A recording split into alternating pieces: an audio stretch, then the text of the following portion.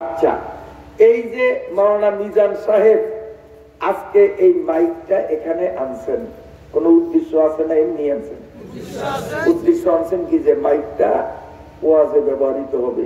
এখন মাইকওয়ালা যদি switch off করে তো যেন আজকে আমি অন করব না, তাহলে খুব সুন্দর হবে। পরে টাকা 3 গুণ দিবে, তাই না? আমারে আনছে ওয়াজ করার জন্য, আমি যদি খেতা গাই দিয়ে ঘুমিয়ে থাকি তাহলে হাতি আমাকে ওয়াজের পরে যা দিবে তার সে 10 গুণ দিবে না? হ্যাঁ, কথা কন না কেন? আরে বাতুই তো দিব না, ঠিক না ভাইছি? কারণ মাওলানা মিজানের উদ্দেশ্য হলো যে হুজুরে দাওয়াত দিলাম, হুজুরে আমাদের কিছু কোরআন হাদিসের কথা শুনাইনি, ঠিক না? তাহলে এই উদ্দেশ্য যদি ব্যাহত হয়, আমি নবীপুরি এখান থেকে বেইজ্জত হওয়া লাগবে। মাইকম্যান যদি এই মাইক যে উদ্দেশ্যে আনা হলো তা যদি ব্যাহত হয়, মাইকম্যান এখানে থাপ্পড় খাবে, ধাক্কা খাবে, উল্টো জরিমানা দিতে হবে, ঠিক না বেটি?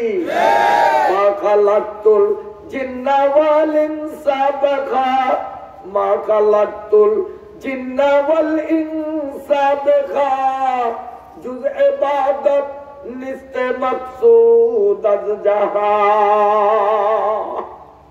আল্লাহ রাব্বুল আলামিন আমাদেরকে তৈরি করছেন কেবল একটা উদ্দেশ্য নিয়ে, আমরা মালিকের ইবাদত করব। ও চরসামায়া, বড় চরসামায়ার মুসলমানরা, বিশেষ করে যুবকদেরকে আমি টার্গেট করে বলছি, বাবারা, যদি আল্লাহ পাক যেই উদ্দেশ্যে তোমাকে আমাকে মানুষ বানিয়ে পাঠাইলেন, এই উদ্দেশ্য যদি ব্যাহত হয়, অর্থাৎ আল্লাহর ইবাদত যদি না করি, জরিমানা দেওয়া লাগবে কিনা, অপমান হওয়া লাগবে কিনা? অবশ্যই, অবশ্যই, অবশ্যই, এতে কোনো ছাড় নাই। যুবকরা মনে করে এত সকালে কিসের ইবাদত, বড় হই, বিয়ে শাদী করি, তারপর বিয়ে করার পর বলে যে এখনো সময় হয় নাই, দুই একটার বাবা হইয়া নেই। বাবা হইল কেন? এখনো ইবাদত করার সময় হয় নাই, মাইয়াটা বিয়া দিয়ে নেই। মাইয়া বিয়া দিল, শ্বশুর হইল না, এখনো ইবাদতের সময় হয় নাই, নানা হইয়া লই, ঠিক না? এভাবে কবরে চলে যায়। সাবধান! আল্লাহ পাক যেই উদ্দেশ্যে বাবা তোমারে আমারে মানুষ বানাইয়া পাঠাইলেন, ওই উদ্দেশ্য যদি তোমার আমার দ্বারা বাস্তবায়ন না হয়, মালিকের হাতে ধরা পড়ব। ইন্না বাতসা রাব্বিকা লাশাদীদ, এমন ধরা ধরবে বাঁচার কোনো উপায় থাকবে না। তাই বলছি, আল্লাহ যখন আমাদেরকে মানুষ বানাইয়া পাঠাইলেন, আর আল্লাহ পাকের উদ্দেশ্য যদি আমাদের মাধ্যমে বাস্তবায়ন হয়, আমাদের মর্যাদা, আমাদের মান, আমাদের পদমর্যাদা, আমাদের ইজ্জত হবে আল্লাহর সমস্ত সৃষ্টির উপরে, এমনকি ফেরেশতারও উপরে। ফেরেশতাদের চেয়েও আমাদের দাম হবে বেশি। ওয়ালাকাদ কাররামনা বানি আদম, এই বনি আদমের হাতে যদি আল্লাহর উদ্দেশ্যের বাস্তবায়ন ঘটে, এই বনি আদমের দাম নিষ্পাপ ফেরেশতার থেকেও বহু গুণে বেড়ে যাবে।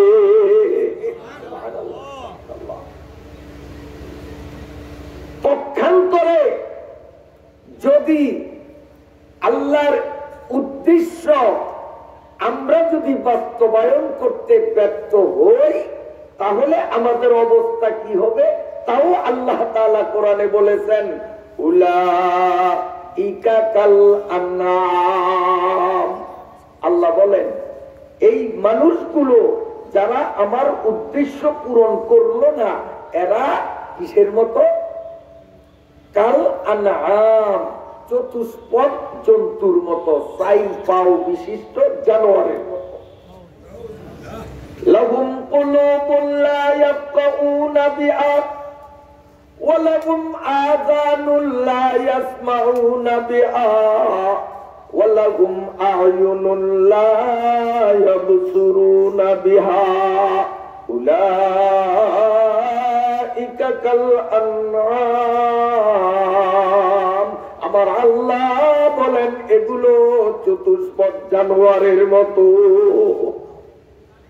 বালহুম আদল, বড় চতুষ্পদ জানোয়ারের সাথে এদের তুলনা করলে জানোয়ারের মান মর্যাদায় এফেক্ট হয়। এরা চতুষ্পদ জানোয়ারের চেয়েও নিকৃষ্ট, আরো খারাপ। এখন বলেন চতুষ্পদ জন্তুর মধ্যে কুত্তা আছে নি? আমাদের নবীপুরের কুত্তাগুলি 4 পায়ে হাঁটে, আপনাদের চশমায় কি মনে হয় 3 পায়ে হাঁটে? কয় পাও? তাহলে চতুষ্পদের মধ্যে কুকুর আছে কি নাই? এখন আপনারাই বিচার করেন, যারা নামাজ পড়ে না, নামাজ আল্লাহর ইবাদতের মধ্যে সবচেয়ে বড় ইবাদত নামাজ, তো আল্লাহ পাকের উদ্দেশ্য বেনমাজির দ্বারা বাস্তবায়ন হয়েছে। তো কথা বলেন না কেন? আল্লাহর উদ্দেশ্য হলো জুয়ান, বুড়া, শিক্ষিত, মূর্খ, আলেম, পাবলিক, দোকানদার, কৃষক, জেলে, চাষি, ধোপা, তাঁতি, নাপিত, এক কথায় মানুষ যে সেই 5 বেলা আমি আল্লাহর কুদরতি কদমে সেজদা দিবে, এটা আল্লাহর ইচ্ছা, এটা আল্লাহর উদ্দেশ্য। এখন বেনমাজির দ্বারা কি আল্লাহর উদ্দেশ্য পূরণ হয়? তো না হলে এটা কুত্তার মতো হয় কিনা আল্লাহর কথায়? রাগ করলে আল্লাহরে কইরেন, আমার উপরে না, আই এম এ মেসেঞ্জার, আমি একজন বার্তাবাহক মাত্র, আমি আল্লাহর পক্ষ থেকে আল্লাহর বার্তা আপনার কানে পৌঁছাচ্ছি, খেপলে আল্লাহর উপরে খেইবেন, আমার উপরে না। মনে করেন এই যে একটা মোবাইল সেট, ক্রিং ক্রিং রিং বাজলো, আমি রিসিভ করলাম, কে? ওরে বাবা, কে বলার পরে যে অকথ্য ভাষায়, কঠিন ভাষায় আমাকে গালিগুলাজ করতেছে। এখন আমি মোবাইলের উপরে যদি খেপি যে শালার মোবাইল তোরে 20,500 টাকায় কিনলাম, এই গালি শোনার জন্য তুই আমারে গালি শোনাবো না, ইট দিয়ে পিটিয়ে যদি মোবাইল সেট ভাঙ্গি, আমারে বুদ্ধিমান করবেন আপনারা? ওকে ও কয় না, ওরে দিয়ে কেউ কয় না কা? ওর বাপের ক্ষমতা আছে বলার এই মোবাইলে আমাকে গালি শুনাইতে পারবে? ও তো আরেকজনে গালি দিতেছে, মোবাইলে শুনায়, ওরে আমি দেখি না, কারণ সে আছে সৌদি আরব, আমি আছি বাংলাদেশের চশমায়, দেখার মতো শক্তি আমার চোখে নাই, আমি এই জন্য তারে দেখি না, তার কথাগুলো আমি এর মাধ্যমে শুনতেছি। এখন যদি আমি খেপি তো মোবাইলের উপরে খেপবো না ওই সৌদি আরব বইয়ে আমার যে গালি দেয় তার উপরে খেপবো? এখন আমি ওই রকম একটা মোবাইল সেট, আমি আপনাদের কিচ্ছু শুনাই না, ওই উনি শুনান, ওইগুলি মোবাইল সেটের মতো আপনাদের কানে শুনিয়ে দেই, খেপলে ওই সৌদি আরব হলো আরশে আজিম, ওই আরশে আজিমে যিনি আছে ওনার সাথে যদ্দূর পারেন পাল্লা ধরেন, আমার সাথে হয়। বেটাবাজি গুলো কার মতো হয় না? গায়ে লাগছে। এখন আজকের ওয়াজ কোনোটা আমার গায়ে লাগবে, কোনোটা আপনার গায়ে লাগবে, কোনোটা দোকানদারের গায়ে লাগবে, কোনোটা চাষির গায়ে লাগবে, লাগলে আমরা খেপবো না শুদ্ধ হব? আচ্ছা, আপনাদের একটা জিজ্ঞাসা করি, মনে করেন আমার প্রচন্ড রোগ, বোলার ডাক্তারদের কাছে গেলাম, ওরা রোগ ধরতে পারে না, তখন আমরা কি করি? ঢাকা যাই, ঢাকার ডাক্তাররা রোগ ধরতে পারলো না, ভারত যাই, ওনারাও পারলো না, এরপরে লন্ডন গেলাম, লন্ডনের ডাক্তার যদি আমার রোগ নির্ণয় করেন এবং আমাকে ঔষধ নির্বাচন করেন, ওই ডাক্তারের উপরে কি আমরা খেপবো যিনি আমার রোগ ধইরা দিচ্ছেন? ডাক্তার যদি বলেন এই রোগ তোমার মধ্যে আছে, তোমার এই ঔষধ খাইতে হবে, এইভাবে তোমার চলতে হবে, ডাক্তার উপরে খেপবো আমরা?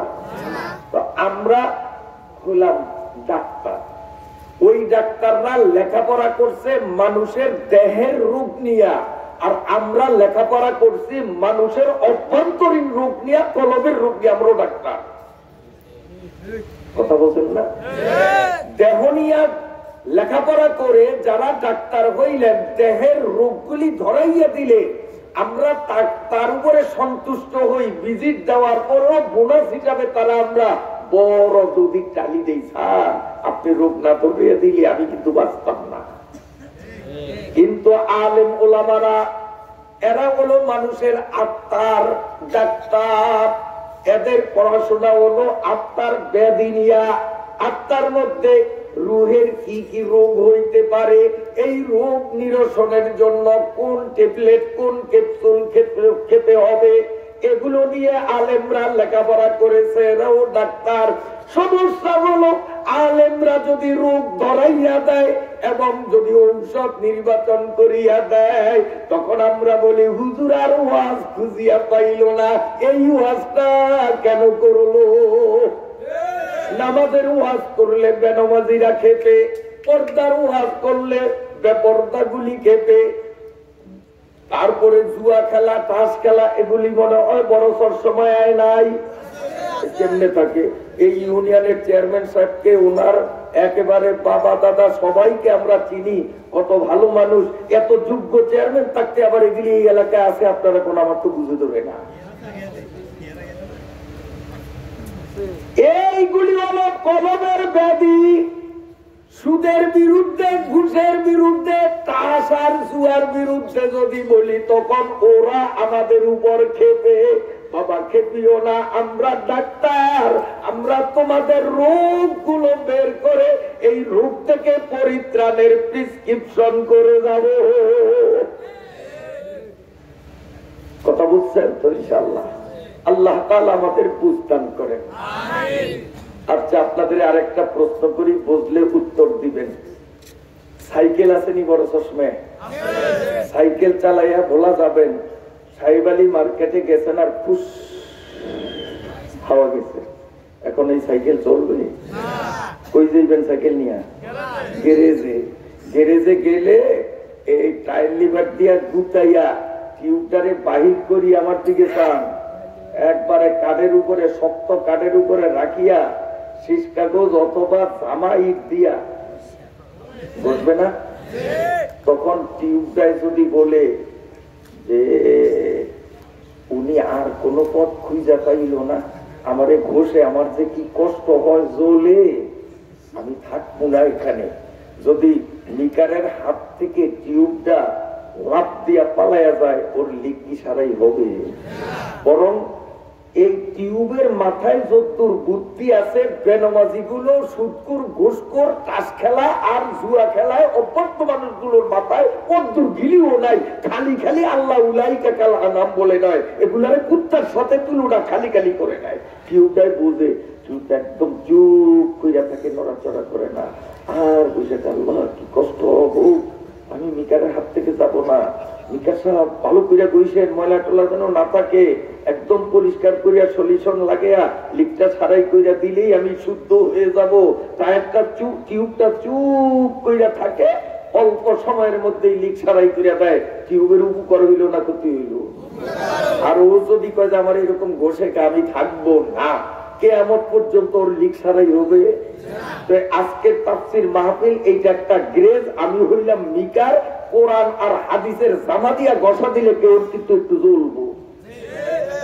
এখন জ্বলার পরে যদি ময়দান ছাড়িয়া উঠিয়া যান, খোদার কসম করিয়া, কিরা করিয়া, শপথ করিয়া বললাম, কিয়ামত পর্যন্ত মালিকে আপনারে হায়াত দিলেও আপনার কলমের টিউব কিন্তু লিক ছাড়াই হবে না। আর এই লিক যদি সারাই না হয়, তা আপনার এই সাইকেল, এই শরীরটা, এইটা চাক্কা ঘুরিয়া ঘুরিয়া জান্নাতের গেইটও আপনাকে নিবে না। যদি জান্নাতের গেইটে যাইতে হয়, ভোলা যাইতে হলে যেমন সাইবালি মার্কেটে লিক সারাই করতে হয়, মাওলার জান্নাতে যাইতে হলেও মোহাম্মদিয়া মাদ্রাসার তাফসীরুল কোরআন মাহফিল নামক গ্রেজে বসিয়া নবীপুরি নামক মিকারের হাতের ঘষা খাইয়া কলমের লিক সারাইতে হবে, নইলে কিন্তু মাওলার জান্নাতে যাওয়ার বিকল্প পথ নাই। বেজার হইছেন আপনারা?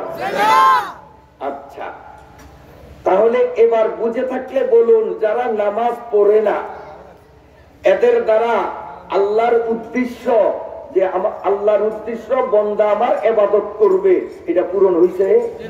জোরে কোন? তাহলে বেনামাজিদেরকে আল্লাহ তুলনা করছেন কার সাথে?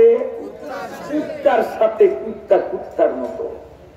বালহুম আদাল, বরংস কুত্তার থেকেও নিকৃষ্ট। আল্লাহ এত বড় সত্য কথাটা কেন বললেন? খামাখা বলেন নাই। এত কঠিন কথা আল্লাহ পাক অযথা বলেন নাই, অবশ্যই এর মধ্যে রহস্য আছে। বেজারণনি আপনারা? এবার শোনেন রহস্যটা কি। কুত্তা তো চিনছেন সবাই? আচ্ছা, এদিক টাকা কুত্তা ওরে পেশাব করতে দেখছেন কোন সময়? আপনারা কুত্তার মুখে কেমনে দেখছেন? দেখছেন? পায়খানা করতে দেখছেন? যারা না দেখছেন এরা চুপ থাকবেন, আমি দেখছি। আপনারা দেখছেন? কিন্তু আমি জীবনে বুদ্ধি হওয়ার পর থেকে নিয়ে আজকের এই মুহূর্ত পর্যন্ত সারা জীবনে যত কুত্তা দেখছি, ও মোটার সময় কিছু খায় না, হাগার সময় কিছু খায় না। আপনারা দেখছেননি? মোটেও খায় ও কুত্তারে দেখছেন? এর কথা কন। আগেও খায় ও কুত্তারে দেখছেন? আমি দেখিনি আমার জীবনে, আপনারা দেখছেননি। তাহলে নতুন একটা বিদ্যা আপনাদের থেকে আজকে লাভ করবো, যা অমুক দেখছে। দেখছেন? কে দেখছেন? হ্যাঁ, তাহলে কুত্তা ইতর প্রাণী, নিকৃষ্ট প্রাণী, যার নামটা মুখে নিলেও ঘৃণা আসে, সেই প্রাণীও বুঝলো যে মুতার সময় হাগার সময় খাওয়াটা বিবেকের পরিপন্থী, এটা অসভ্যতামি। এই জন্য কুত্তায় মুতার সময় হাগার সময় খায় না। এই বেনমাজিগুলি মুতার সময়ও খায়, হাগার সময়ও খায়। হুজুর আপনি কোন কেমনে? মুতার সময় যে খায় তা তো রাস্তা দিয়া যাই দেখি, আর হাগার সময় খায় দরজা বন্ধ করিয়া দেখি না, না দেখলেও বুঝি। কারণ ও বাহির হইছে, তারপরে আমি আবার বাথরুম সারতে ঢুকলাম, ওখানে বিড়ির হুগা পাই। সেই গাইলো করতেন না খাইলে কথা কয় না কা? বিড়ি খায় না? খায় না? এই হাগার সময় একদিকে সারে আরেক দিক দিয়া ঢুকায়, এক মুখ দিক দিয়া হাগে, আরেক মুখ দিয়া খায়। মুতার সময় এক রাস্তা দিয়া ছাড়ে, আবার আরেক রাস্তা দিয়া বিড়িটা টানে। ওরে কুত্তায় হাগা মুতার সময় খাইল না। এই কমাকলের জাত গুলো হাগেও খায়, মুতেও খায়। এবার বিচার করেন এগুলো কুত্তার থেকে ভালো না কুত্তার থেকে খারাপ? আল্লাহ বলেন উলাইকা কাল আনাম বালহুম আদাল। আল্লাহ বলেন এই দুষ্টগুলোরে আমি বললাম কুত্তার মতো। না না, কুত্তার মতো বললে কুত্তার পেস্টিদের উপরে আঘাত আসে। এরা কুত্তার থেকেও নিকৃষ্ট, কুত্তার মতো নয়, কুত্তার থেকেও খারাপ। কারণ কুত্তা হাগামুতার সময় খায় না। এই কমাক্কল বজ্জাত গুলো হাগামুতার সময় খায়। কুত্তার সমান জ্ঞান ওদের মাথায় না। আল্লাহ আল্লাহ, আসলে আপনারা বেজার হয়েছেন, কথাগুলি একটু করা হয়ে গেছে। আর করা তো হবে, জামা দিয়া বসলে তো সরকার কল উঠবে।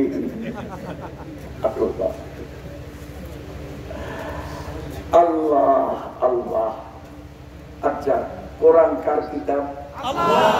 যারা জীবনে শোনেন নাই তারা চুপ থাকবেন, আর যারা জানেন তারা বলেন কোরআন কার? আমাকে তো হুজুরের লেখা। আল্লাহ। ঠিক আছে তো? কয় বছর আগে কোরআন দুনিয়াতে আসছে? ১,৫০০ বছর আগে। আজ থেকে ১,৫০০ বছর আগে। আচ্ছা, এই ১,৫০০ বছর আগে মোবাইল ছিল দুনিয়াতে? কথা কম ছিল না। কিন্তু নামাজের ভিতরে আমরা আসি, ওই সময় যদি মোবাইলে রিং বাজিয়া ওঠে, তাহলে তখন আমাদের কি করতে হবে? কোরআনে হাদিসে এর সমাধান খুঁজিয়া কেন পাওয়া যায়? ওই সময় তো মোবাইল ছিল না, ওই সময় মানুষ তো মোবাইল চিনত না। কথা বলে না? তিবিয়ানান লিকুল্লি শাই, তিবিয়ানান লিকুল্লি শাই, সব সমাধান দিতে পারে আল্লাহ। আচ্ছা, নবীজির আমলে এরকম ওয়াজ মাহফিল, তাফসীর মাহফিল হইছে নি? আপনারা জানেন? হইছে। কয়টা কে বুঝে হয় না? কে না হইলে আমি ইসলাম পাইলাম কেমনে? নবীজি ওয়াজ করিয়া সাহাবীদের বুঝাইছে, সাহাবীরা আবার তাবিদের বুঝাইছে, তাবিরা তাবিদেরকে বুঝাইছে। এই ধারাবাহিকতা চলতে চলতে আমরা ইসলাম পাইছি। কি বলে ঠিক না? ঠিক না? আচ্ছা, তাহলে আগে বুঝেন নাই নবীজির আমলে ওয়াজ তাফসীর মাহফিল হইছে কি হয় নাই? হইছে। তবে সিস্টেমটা এইরকম ছিল না। সিস্টেম এইরকম ছিল না। সিস্টেমটা ছিল কি? হয়তো নবীজি ওয়াজ করতেন কাবাঘরের মধ্যে, অথবা ওয়াজ করতেন নবীজি মদিনার মসজিদের মধ্যে, অথবা নবীজি ওয়াজ করতেন কোন ময়দানে, মাইক ছিল না, প্যান্ডেল ছিল না, লাইটিং ছিল না, দিনের বেলায় করতেন। সিস্টেমে ব্যস্ত। কথা বোঝেন না? এই তো আজিয়া মাদ্রাসায় যখন আমরা পড়ি এইরকম বার্ষিক মাহফিলে হেজাক লাইটে হাওয়া দিতে গুতাইতে গুতাইতে ডেলা বেটা হয়ে যেত, মনে আসেনি আপনার? হ্যাঁ, এরকম লাইট আছে। সিস্টেম এই গত কয়েক বছর যাইতে না যাইতে সিস্টেম পরিবর্তন হয়ে গেছে। আগে হেজাক গুতাইতাম, এখন খালি কেবল সুইচ, সব ডিজিটাল। তো নবীজির আমল তো আরো আগের, ১৩,০০০ বছর আগের। কাজে সেই সময়ের মাহফিলে এখনকার মাহফিলে সিস্টেমে পরিবর্তন হওয়া এটা সময়ের দাবি, ঠিক না? মূল জিনিস এক, এখনো মাহফিল চলে, নবীজির আমলেও মাহফিল চলছে। দিনের বেলায় হইতো বেশিরভাগ মাহফিল, এবং মসজিদ করে হইতো অথবা উন্মুক্ত ময়দানে হইতো। এই সামিয়ানা, প্যান্ডেল, লাইটিং, মাইকিং এগুলো কিচ্ছু ছিল না। আচ্ছা, আপনারা বলেন তো, নবীজির আমলে কি সারা দুনিয়াতে লক্ষ লক্ষ কোটি কোটি মুসলমান ছিল? না। ১ জন, ২ জন, ৩ জন, ৫ জন, ১০ জন হইতে হইতে একেবারে নবীজির ইন্তেকালের আগে হয়েছে ১৬ লক্ষ। কত? ১,২৫,০০০ মুসলমান দুনিয়াতে রাইখা আমার নবী, আপনার নবী আমাদেরকে এতিম বানাইয়া পরপারে চলে গেছে। তো নবীজির প্রথম আমলে লক্ষ লক্ষ ছিল? তো ওয়াজ করতো, ওয়াজে কি এত মানুষ হইতো? প্রথম দিকে ওয়াজে হইতো নবী আর ১ জন, এরপরে নবী বক্তা শ্রোতা ২ জন, নবী বক্তা শ্রোতা ৩ জন, ৫ জন, ৭ জন, ১০ জন, ২০ জন, ২৫ জন, বেশি বেশি ১-১৫০ জন, এর বেশি তো হইতো না, ঠিক না? কিন্তু সেই আমলে আল্লাহ পাক কোরআন শরীফের মধ্যে আয়াত নাযিল করেছেন, وَإِذَا قِيلَ لَكُمْ تَفَسَّحُوا فِي الْمَجَالِسِ فَافْسَحُوا يَفْسَحِ اللَّهُ لَكُمْ। সুবহানাল্লাহ। সেই সময় আল্লাহ পাক কোরআনে আয়াত নাযিল করলেন, وَإِذَا قِيلَ لَكُمْ تَفَسَّحُوا, যখন তোমাদেরকে বলা হয় যে আগে আসেন, আগে আসেন, বক্তার মুখে যদি শ্রোতাদেরকে বলা হয় আগে আসেন, আগে আসেন, ফাফসাহু, তখন তোমরা পাছা মজবুত করিয়া বসিয়া থাকিও না, বরং পাছা ঘষতে ঘষতে সামনের দিকে আসবা। ইয়াফসাহিল্লাহু লাকুম, জান্নাতের মধ্যে আল্লাহ তোমাকে প্রশস্ত জায়গা বরাদ্দ দিয়ে দিবে। আচ্ছা, এখন বলেন, নবীর আমলে ওয়াজ মাহফিলের লোক সংখ্যা বেশি ছিল না কম ছিল? কম ছিল। এবং যেই জায়গায় ওয়াজ করতো জায়গাটা কি ছোট্ট ছিল না বড় ছিল? বড়। কত বড়? নিজের চৌকি দেখে আসছি, 7 ঘন্টা 8 ঘন্টা পর্যন্ত এই গাড়ি ফুল স্পিডে চলে, কোনো বাড়ি নাই, ঘর নাই, সব খালি খালি খালি খালি। ওই দেশ জায়গা খালি। এখন ঘনবসতির যুগেই যদি এত খালি জায়গা, আর ১,৫০০ বছর আগে তো আরো কত বেশি খালি জায়গা থাকার কথা। তাহলে নবী যে মাঠে ওয়াজ করতেন, ওই মাঠ কি এরকম এই আজকের মাঠের মতো ছোট্ট মাঠ না, একবারে দুনিয়া জোড়া বিশাল মাঠ? বিশাল মাঠ। তো বিশাল মাঠ, আর শ্রোতা হইল ৫-৭-১০ জন। সেই জায়গায় আল্লাহ কেন এই আয়াত নাযিল করলেন যে ওয়াজ মাহফিলে বক্তায় যখন বলে আগাইয়া আসো, তোমরা আগাইয়া আসিও, ফলে আল্লাহ জান্নাতে তোমাদের বেশি বেশি জায়গা দিবেন। সেই সময় তো এই আয়াতের দরকার ছিল না, কারণ বড় মাপের মাহফিল হইতো না। এত মাহফিল, এত লোক মাহফিলে উপস্থিত হবে ওই জমানার মানুষ কল্পনাও করতে পারে নাই। তারপরেও আমার আল্লাহ এই আয়াত কেন নাযিল করলেন? এই কোরআন নাযিল করনেওয়ালা আল্লাহ ভালো করিয়াই জানেন 2021 সালের 29 জানুয়ারি সিদ্দিক বাজারের পাশে একটা মাহফিল হইবে। ওই মাহফিলে নবী ওয়াজ করবে, আমার বন্দারা এই পরিমাণ আসবে যে পিছনে বসার মতো জায়গা পাইবে না। কাজে ওই সময় দুনিয়ায় নবীও থাকবে না, আয়াতও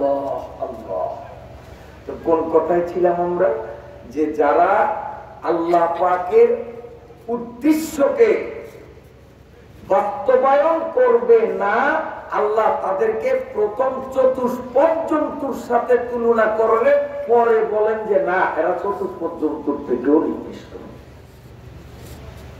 শুয়োর শ্রেণী আপনারা অনেকে দেখেন না, সবাই দেখেন না, কারণ আমাদের এলাকায় শুয়োর নাই, কেউ কেউ দেখছেন, আমি দেখছি হাজার হাজার শুয়োর। হ্যাঁ শোনেন, আমি লক্ষ্য করছি শুয়োর গুলি সারা পালে গলায় দড়ি দেয় না, কয়েকশো শুয়োর, কিন্তু রাখা হইল কেবল 100, শুধু 100। সব ছাড়িয়া দেয়, এলো পাতারি এগুলা এইভাবে থাকে। তখন আমরা চিন্তা করি একজন মানুষ এই কয়েকশো শুয়োর যে ছিটিয়া ছড়াইয়া আছে, এগুলারে বিকাল বেলা একসাথ কেমনে করবো, আর বাড়ি কেমনে নিবে একটা মানুষের। তখন রাখালের সাথে আলাপ হয়ে তাকে বলা হলো যে এতগুলি শুয়োর আপনি নিয়ন্ত্রণ কেমনে করেন, দেখবেন কেমনে। ও একটা আওয়াজ দেয়, ওই আওয়াজটা মনে নেই, একটা আওয়াজ দেয়, যেমন যারা আল ছয় না গরুর একটা আওয়াজ দেয়, হাইট হাইট ডাইন দাও বাউ বাউ, এরকম কয় না আল যারা ছয়, ওই ওর এরকম একটা শব্দ আছে, জোর একটা যখন শব্দ দেয়, দিলেই সবগুলো নিয়ে কান খাড়া করে, মাথা খাড়া করে খাড়া করিয়া চায় যে আমাদের যিনি পরিচালক রক্ষক উনি কি জানি সংকেত দিবে, সব চায়। ও আরেকটা আওয়াজ দেয়, আওয়াজ দিলেই সবগুলা বোঝে যে আমাদের এখন জড়ো হইতে হবে, যে যেইখানে আছে খাবার সব বাদ দিয়া দৌড়াইয়া ওনার সামনে এসে হাজির হয়ে যায়। এগুলো শুয়োরের স্বভাব, নিজের চোখে দেখা। আল্লাহ পাক বলেন, হে দুনিয়ার মানুষরা, আমার সৃষ্টির মধ্যে শুয়োরের চেয়ে নিকৃষ্ট আমি কিচ্ছু বানাইলাম না। এই শুয়োরের রাখাল, যে শুয়োরের রক্ষক, শুয়োর যারা পালে, এরা সমাজের মধ্যে সবচেয়ে ঘৃণিত এবং একেবারে নিম্নমানের। এই শুয়োরের রাখাল যেই ভাষায়, যেই শব্দে শুয়োর গুলাকে জড়ো হওয়ার সংকেত দিল, ওই ভাষাটাও দুনিয়ার সমস্ত ভাষার মধ্যে নোংরা ভাষা, নিকৃষ্ট ভাষা। ওই ভাষাটা দুনিয়ার কোন ডিকশনারি আর অভিধানে পাওয়া যায় না। নিকৃষ্ট জাতি শুয়োর গুলোরে নিকৃষ্ট ব্যক্তি রাখালে নিকৃষ্ট ভাষায় ডাক দিল, আর নিকৃষ্ট শুয়োর গুলো রাখালের কথা মানতে বাধ্য হলো, চলিয়া আসলো। মানুষকে বানাইলাম সৃষ্টির সেরা, এই মানুষের মধ্যে সেরা মানুষ মুহাম্মদুর রাসূলুল্লাহ। মুহাম্মদুর রাসূলুল্লাহ অবর্তমানে দুনিয়ার সেরা মানুষ হবে। মুহাম্মদুর রাসূলুল্লাহর দায়িত্ব পালনকারী আলেম উলামাগণ, ঠিক কি না? ওয়ারাসাতুল আম্বিয়া,